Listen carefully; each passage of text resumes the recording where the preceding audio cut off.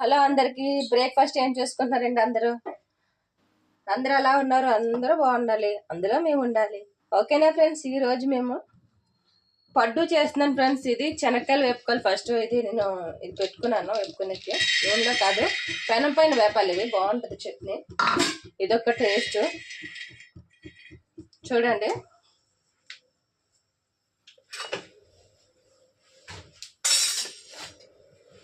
బాగా వేపాలి. వేపుకొని పక్కన పెట్టుకుందాం. పొట్టు తీసేసుకొని చట్నీ వేసుకోవచ్చు. వేపేసాక ఇందులో కొద్దిగా ఆయిల్ వేయాలి. తీసేసాక ఆయిల్ వేసి పొట్టుతో తింటేనే మంచిది ఫ్రెండ్స్. ఇది ఎందుకంటే ఇది శనక్కాయలు పొట్టు ఉంటేనే ఆరోగ్యానికి మంచిది, మనకి మంచిది. బాగా వేపాలి. శనక్కాయలు వేగిపోయి ఫ్రెండ్స్. ఇప్పుడు పచ్చిమిర్చి వేపుకుందాం. నూనె వేయలేదు, నూనె వేయకుండా వేపాలి, బాగుంటాయి. ఈ చట్నీ చాలా టేస్టీగా ఉంటుంది. ట్రై చేయండి. ట్రై చేసి నాకు కామెంట్ చేయండి ఫ్రెండ్స్. ఓకేనా? ఇవి బాగా వేపుకున్నాక తీసేద్దాము. బాగా వేగాలి. ఇంకేంటి ఫ్రెండ్స్, పిల్లలకి ఏం చేస్తున్నారు రెసిపీలు కామెంట్ చేయండి ఫ్రెండ్స్. ఎవరు కామెంట్ పెట్టరు, పెట్టండి. నచ్చుతున్నాయా లేదని కామెంట్ పెట్టండి. నేనైతే బ్రేక్ఫాస్ట్ చేస్తున్నాను, మీరేం చేస్తున్నారో కామెంట్ చేయండి. పచ్చిమిరపకాయలు బాగా వేగిట చట్నీ టేస్టీగా ఉంటుంది. బాగా వేగాలి. పచ్చిమిర్చి మగ్గినవి. ఇప్పుడు టమాటా వేపుతున్నాను. చిన్న ఆయిల్ వేసుకొని వేపుకోవాలి. టమాటా పచ్చివాసన పోయేలాగా ఇవి వేపుకొని మిక్సీలో వేసేసుకోవడమే. తర్వాత ఇందులోనే పుట్నాల పప్పు వేద్దాం. ఒక పక్క టీ పెట్టాను ఫ్రెండ్స్. ఒక పక్క మా హస్బెండ్ వస్తారు, డ్యూటీకి వెళ్ళారు. డ్యూటీ టీకి పెట్టారా, డెకరేషన్ మరబెట్టుకోవాలి కదా. టీ కూడా వేసుకున్నాను ఫ్రెండ్స్. అందరూ టీ తాగారా మార్నింగే? ఇది బాగా వేపుకోవాలి ఫ్రెండ్స్. ఇది వేపుకొని ఇలా తిరగేయాలి. బాగా వేగితే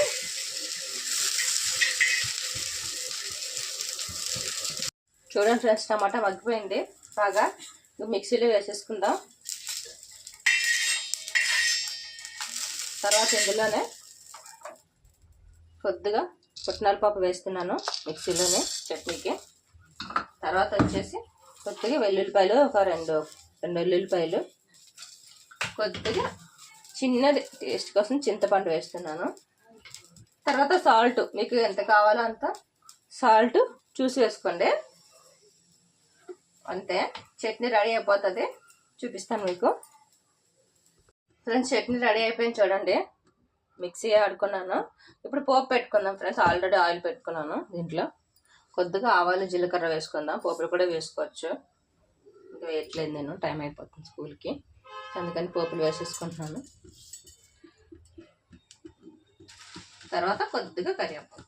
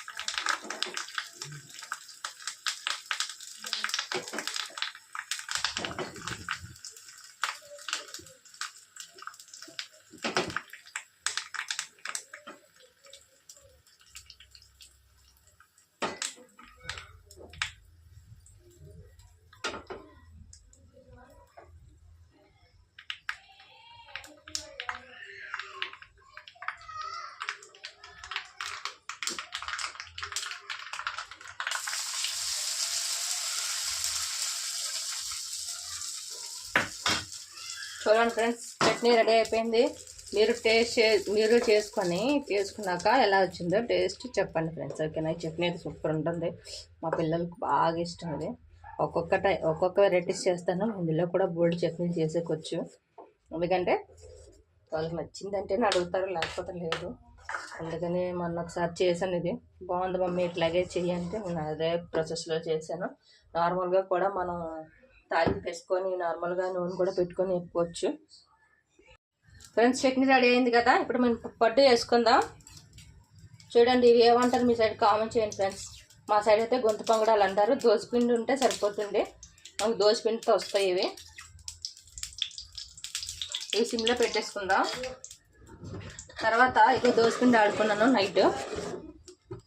ఇలా వేసుకోవాలి, ఒక్కొక్క దాంట్లో వేసుకోవాలి.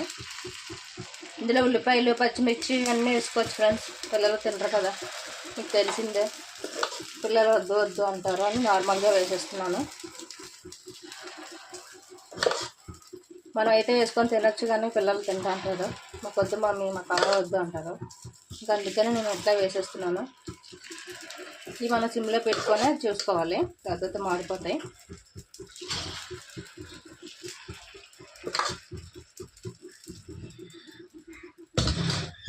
ఓకేనా ఫ్రెండ్స్, ఇది మూత పెట్టేసుకుందాం. దీని మూత ఇది సిమ్లోనే ఉడకాలి. ఫ్రెండ్స్ గొంతు పొంగడాలు రెడీ అయిపోయినాయి చూడండి. ఓకేనా ఫ్రెండ్స్, బాయ్ ఫ్రెండ్స్.